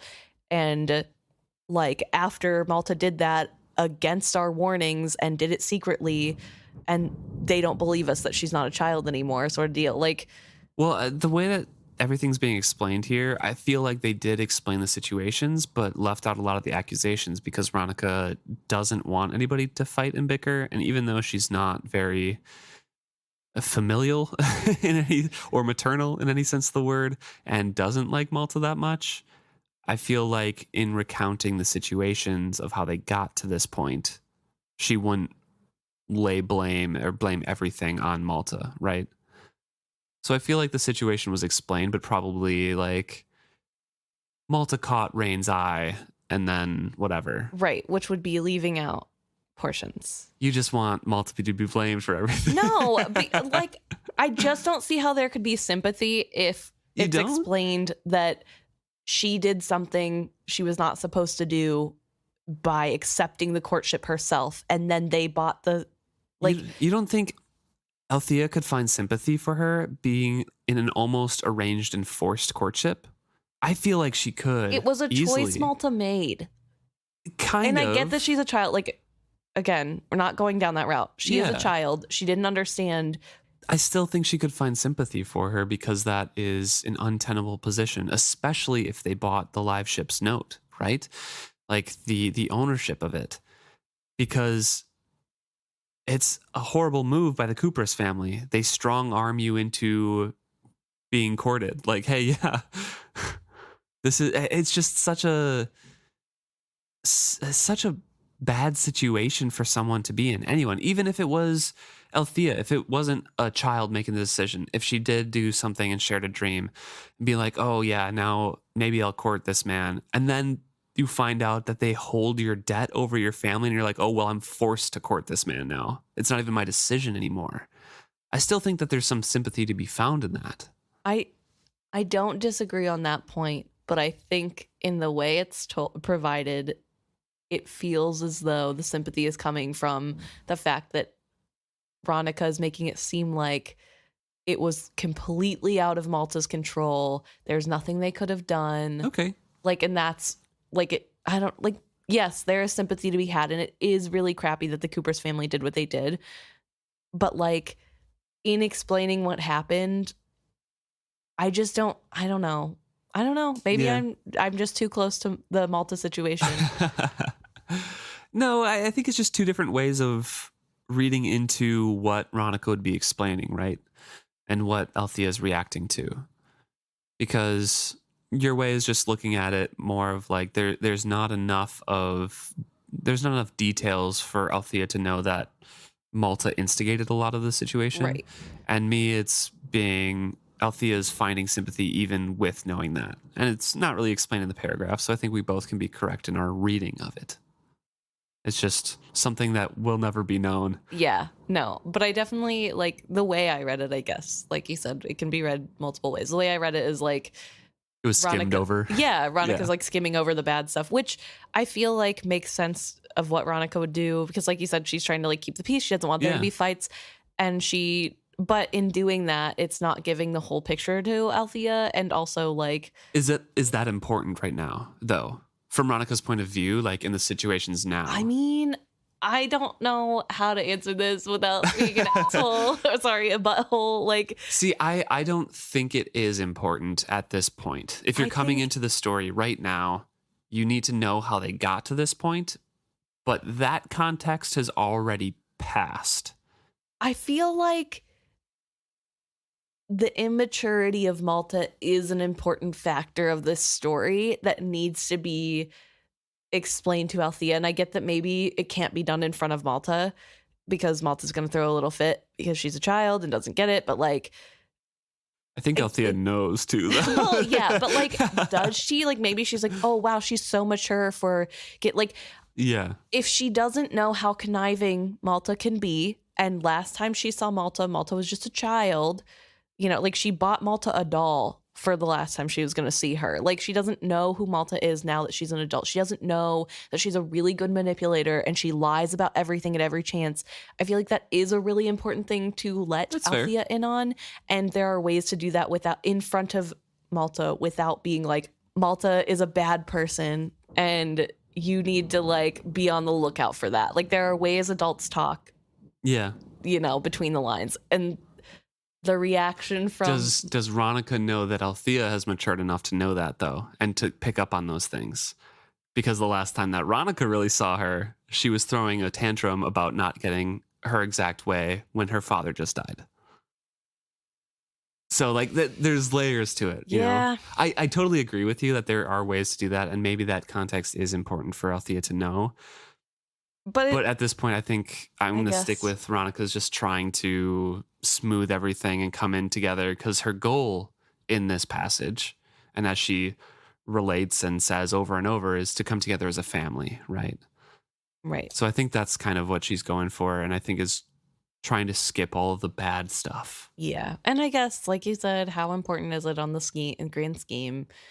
I don't know. It just feels like a weird, like, we're going to tell you everything that happened while you're gone, but actually we're not going to tell you everything that Yeah. happened. We're only going to tell you the important things, and the things that we specifically think are important. You don't get any context. So Ronica is finishing up her explanation of how things have gotten as bad as they are right now. She's saying to Althea, I'm sure you've looked around the house and the grounds, and now you know why they're not neglected, but they're sacrifices that we had to make. And Althea, this is what I ask you to do. Stay home, dress properly, behave sedately. If Keffria concurs, you might be helpful in managing some of the properties that demand a more active overseeing. Or if you feel you need more freedom, you could take over the little farm from my dowry. Ingleby is a quiet place, but cozy.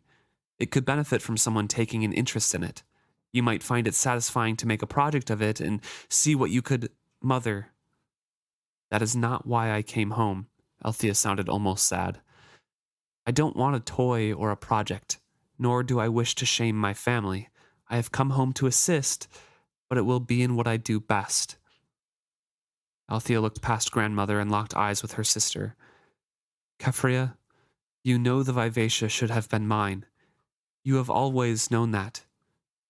I come home to claim her, to rescue her from being abused as a slave ship and use her to create income for the family. Malta leapt to her feet. My father owns that ship. He will never allow you to take it from him. Althea caught her breath. Anger blazed in her eyes. For an instant she clenched her jaws. Then she turned aside from Malta to address only Keffria. She spoke in an even voice. My sister, you own the ship. What becomes of it is solely up to you. Bingtown is not Chalced to steal a woman's wealth and give it to her husband. Moreover, you all heard Kyle vow before saw that if I could but show him a ship's ticket saying I am a worthy sailor, he would give the ship to me. I have that ticket, stamped with the likeness of the live ship Ophelia. Both her master and her mate will speak out as to my worthiness to command. I have been away nearly a year. In that time, this has been my only thought, not to shame my family, but to prove myself worthy of that which should have been mine without question. Althea's voice took on a note of appeal as she added, Keffria, don't you see? I have made it easy for you. Give me the ship. Kyle would be keeping his oath before Saw. You would be doing what you know is right. I give you my word, but I will commit to it to writing if you wish. The profits from every voyage will go back into your estate, save enough for me to refit and sail again. Malta felt sickened at her mother's expression. She was being swayed by Althea's words. But before she could intervene, Althea thwarted herself. How can this be hard for you? She demanded rhetorically. Kyle may object, but all you have to do is stand up to him. You should have stood up to him a long time ago. This is family business, Vestrit business, Bingtown Trader business. It has nothing to do with him. Keffria, of course, is taking exception to that, saying he is my husband. He is part of this family. He is not a pet nor a piece of furniture. He is a part of my family. He is a part of this family. For good or ill, that bond exists, Althea. I am sick at how he is dismissed by you and mother. He is my husband and the father of my children, and he truly believes he is doing what is right. If you cannot have any respect for him, could you not at least respect my feelings for him? As he has respected mine, Althea asked sarcastically. And Ronica once again has to step in.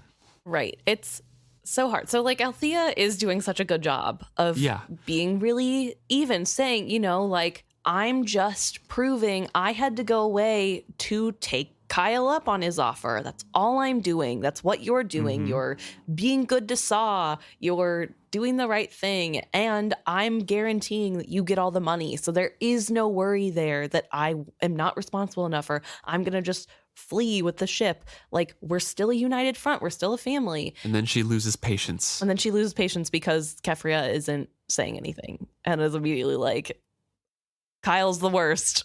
Like, he's not family, which, like, it is really weird that they're not letting Kyle be family, quote unquote. Like, It is, yeah. why hasn't he been brought into all the like secrets or whatever of what being a Liveship Trader family means? Like, even before now, why did they've been Ephraim, married at least 15 years, and why did Ephraim keep him out? well, because Ephraim wanted Althea to captain, remember, Sure. or Brashen to captain, excuse me, with Althea as mate. But like, still, Right. it's so weird to me. Like, he is family. Like that. Keffria has a point there. He is the father of her children, multiple children. Yes. And has been in the family for a really long time. And even if he's a crap person, he is family. And you have to accept that. And that's something that we talked about last episode, where he has not been set up properly. Yeah. Like he's set up to fail. Yeah. He just isn't going to do well. He doesn't have the support. No. And I get that, like, he isn't a good person, and of course they don't want to support him, but like, to pretend he's not family is going a step too far. Yeah. Like, I don't know, it isn't great, and I do feel bad because like Althea really steps in it there. But also, I mean, she does have a point whenever she retorts with like, oh, like, he respects my feelings. But like, does Keffria know that her husband is hitting her sister and calling her names and belittling her and being an awful human being overall to her? Like, does she know that happened? No. So it's not really fair of Althea to be like, I can't believe you're taking Kyle's side, when she doesn't even know what Kyle's side is. I don't know. Ronica, of course, is trying to be the peacemaker and saying, this is what I fear. We have to set aside our differences to be able to save our family. And Malta is sitting there trying to stop herself from leaping up and saying that Althea should just leave. What was she anyway? A husbandless, childless woman, a dead branch on this family's tree. She had no interest in the family's fortune, save what riches it could bring her. Malta and Selden were the ones most sharply affected by the mess her grandparents' mismanagement has caused. It seems so logical to her. Why could they not see it? Her father was the only strong man that remained to them. His children would profit most or suffer greatest from how that fortune was handled. He should be the one to make all the decisions. Oh, if only he were here. So yeah, she is very misguided in what has happened with her fortune. She still doesn't grasp that outside forces have affected their fortunes, and it's not just Ronica's and Ephraim's mismanagement of their family that has led them into this, and it's her father that's going to dig them out. It's the politics that she cares so little for. Exactly. It's the slaves that her father is trading in. And an unfortunate depth. Yeah. And I don't know. It's so weird. This whole thing is so strange to me because Althea, like we said, she's what, 19? Something, yeah, 18, 19. 18 or 19. So there's like not that big of a difference between her and Malta. And Malta at the beginning of the first book was talking about how she's not going to be some cow sold off to be married the second that she becomes of age and a woman. She wants to have fun first. She's going to travel the world. She's going to have fun and be single. She's not getting married right away. And yet here's her Aunt Althea doing exactly what she said she wanted to do. And she's like, who is this girl to have any say in anything? She doesn't even have kids. Why should I care what this old lady thinks? Is that not what you want? That's exactly what you said you wanted to do. And so then to like be like, oh, because Althea's doing it, it's bad and wrong and she doesn't matter at all. And on top of that, to be like, Aunt Althea just wants the riches that our family would give her. Right. When like is not what happened. Althea just said she wasn't going to take any profit besides what was needed to refit the ship to go sailing again to get more money for her. So like covered that she's not getting anything. And so it's like really weird that she's like, she only cares about the riches when it's like, Malta, you only care about riches. Right. I just don't get it. It's so weird. And then being projection. Like, yeah. And then like, my father's the only one who can help. We've already talked about how like where that comes from and how he's a superhero because he's the parent that's gone, whatever. Like I get it from that point of view. But in this context, in this conversation, why doesn't she think Althea can do it? Because Althea's a woman? Is that all it is? Because and I guess we've kind of talked about that too, but just, I don't know. It's just a weird thought process we're seeing from Malta, where she's like, my dad's the greatest and my Aunt Althea's dumb and doesn't matter, and I'm the one most affected. Which, like, you're about to be married, babe. Selden's the one most affected, so maybe we should ask him his opinion. It doesn't make sense. Also, if Althea's not married, she's also affected by the family fortunes. So Selden and Althea can be the ones that decide what happened by her logic. I don't get it. So she wishes Kyle were there to take over and strong arm all of these power-hungry women. She is going to be the eyes and ears for him, and when he came back, he would know all. She would not let him walk about vulnerable to the treachery of them. The power-hungry women? Yeah. She doesn't think she's a power-hungry woman? Right. And there's nothing wrong with being a power-hungry woman, I'll say that. But, like, she's making this derogatory thing, and it's like, girl, what do you think you are after? What do you think you are? Okay. Ronica stands up, standing between the two daughters.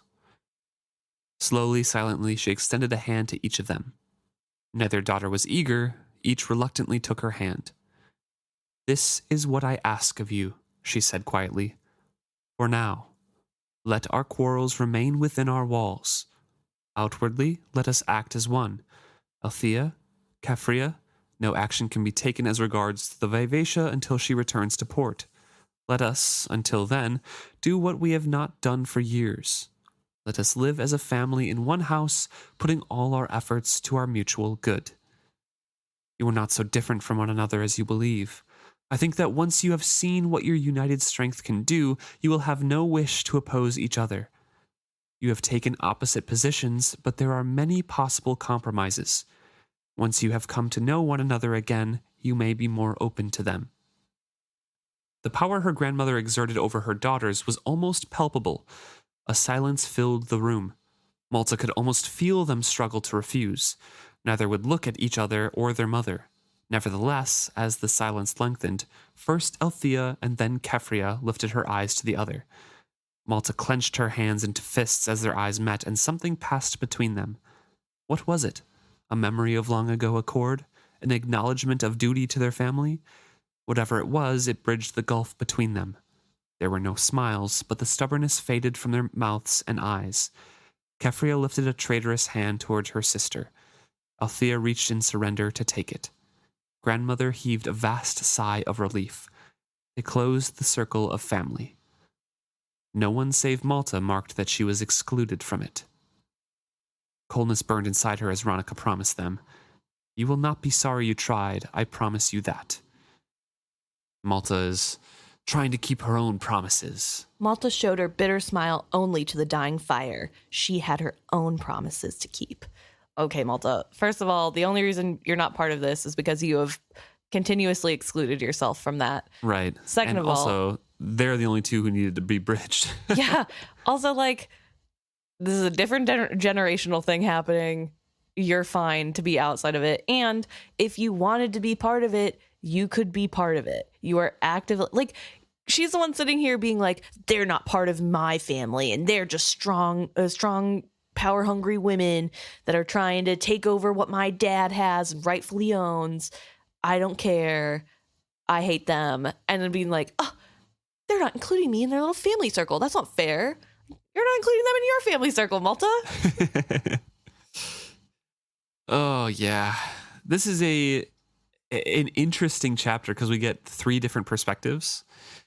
Keffria, Malta, and Althea. And two of them are from the antagonist side, I guess.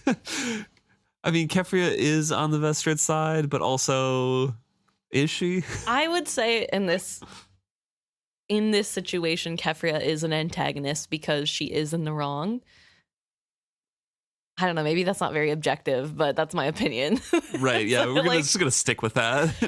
She's in the wrong. She's the one who ruined her sister's life out of nowhere with no warning. Like, I don't know. Well, Ronica kind of did that, actually. Ronica also did that, but, like, Ronica's trying to build bridges. Keffria is not. You know True. what I mean? Yeah. Like, that's why she is on the antagonist side in this specific moment to me personally. So thank you so much for tuning in and listening to us this week. If you have thoughts on this chapter, there's lots going on. So please let us know what you have opinions on and what you think. Email us at isfitshappy@gmail.com, or you can message us on any of our social media accounts. We're on Facebook, Twitter, Instagram, Threads, YouTube. Wherever. You can, wherever. But isfitshappy at all of those. Thank you so much for tuning in, and can't wait to hear what you say. See you next week.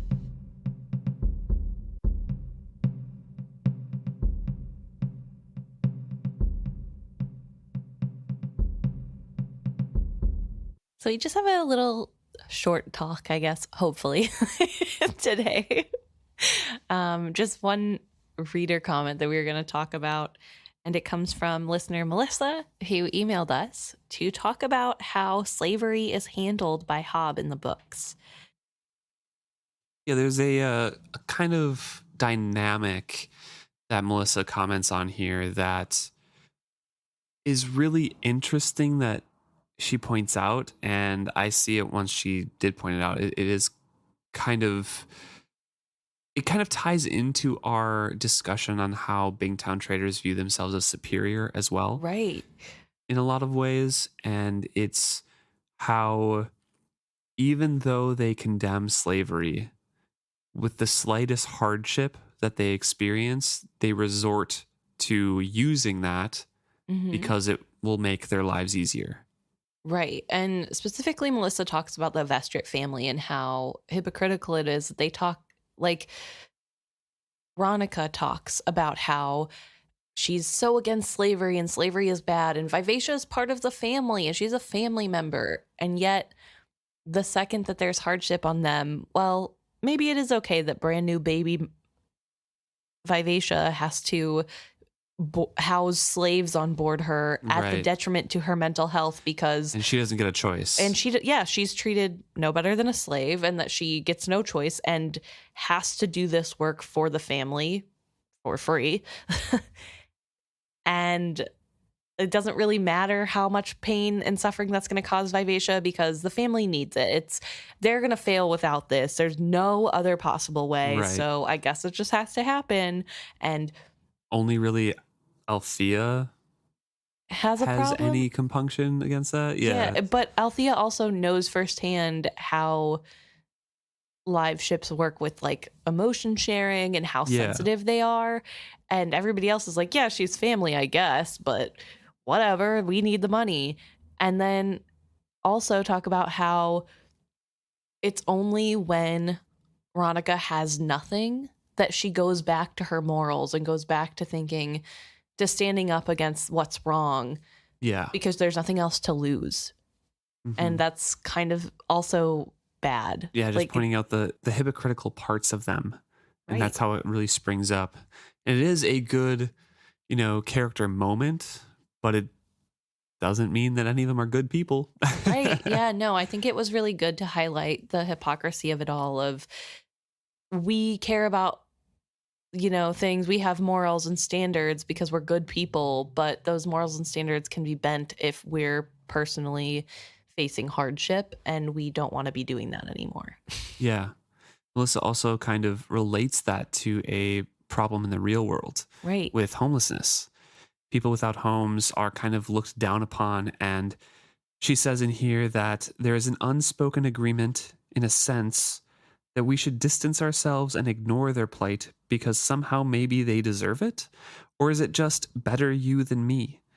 It's easy to be compassionate when you feel like you can afford to, but the closer the line gets between them and us, the faster we ignore and turn aside from basic humanity, lest we end up in the same boat. Which I think is very poignant to point out as well, because it does relate directly to the book and the situation in there. Right. It is those poor buggers out there. Let's give them what we can. We should outlaw this. It's bad. And then, we don't want to lose our house. Yeah. We don't want to lose, all of this. So let's keep our same standard of living by exploiting this system. Right. And it goes back to some of the themes that we saw in this week's chapter, with Althea having that strong sense of me versus you when it Right. came to Amber and the live ships, and just being like, yeah, I have morals and I think we're all the same, but not same enough to give you the same information or rights or resources as me. And like, you're other, sorry. Like, it doesn't mean I Right. think less of you, but you aren't good enough. Yeah, it doesn't make me think any less of you, except I already did. So, you know. I don't think less now. I just always have. It's fine. So so I think that is really important to remember, that like there is this overwhelming sense of the whole town being a bunch of hypocrites. Yeah. And some of them will stick to their morals deeper than others, but still, as long as it's not at their own personal expense. We saw that even with Wintro, too, as young as he is. Yeah. And as pious as he makes himself out to be. It's always a them or the slaves or these people. And like only recently he's starting to try to humanize them and be Right. like, we're kind of in the same plate. But that's, again, because he sank as low as they did.